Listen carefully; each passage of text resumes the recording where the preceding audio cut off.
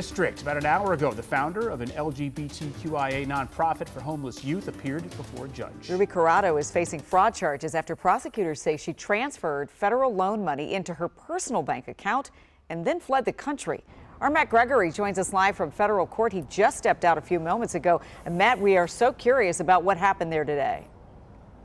Yeah, we learned that this afternoon that Casa Ruby founder Ruby Corrado will be spending the weekend behind bars here in D.C. while a judge waits to decide what will happen to Ruby going forward while she gets ready for this trial. Now, it is rare, as the judge pointed out, for a white-collar crime or someone accused of a white-collar crime to be held behind bars while they're awaiting trial. But in this case, with the fleeing potential for Ruby Corrado, the judge says that she would like to see a third-party custodian involved in the process to make sure that doesn't happen. But let's take you through what happened this afternoon inside of a federal courtroom here in D.C. In the detention hearing, the prosecution pointed out that, or accused Corrado of fraud with pandemic-era loans. Now, according to police, Corrado took PPP loans and SBA loans to the tune of more than $500,000 meant for Corrado's LGBTQ plus nonprofit Casa Ruby. And instead, prosecutors say Corrado sent more than $400,000 from the Casa Ruby bank account to a personal bank account in her native El Salvador under Ruby's birth name.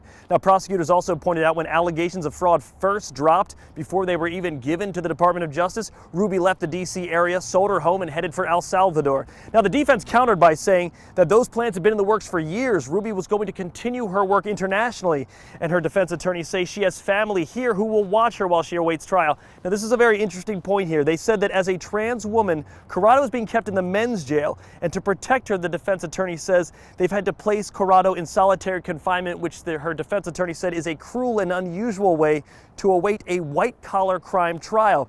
Now, the judge agreed, but she says she wants every assurance that Corrado will not flee to her native El Salvador again. So the judge will wait until Tuesday to rule, because it's expected Ruby's sister will become her third-party custodian to assure she doesn't flee. Now, we talked to people all week who worked at Casa Ruby, and they say they would like to see justice from this upcoming trial.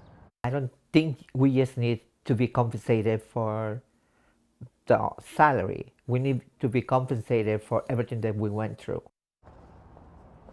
Now, it's expected that on Tuesday of next week at 3:30, they will continue this hearing, that Ruby Corrado's sister will be here to take her into her own custodianship. But for now, outside the Pretty Middle Courthouse, I'm Matt Gregory. Back to you. Wow, lots of things happening there and lots of things to watch in the coming days. Matt, thank you.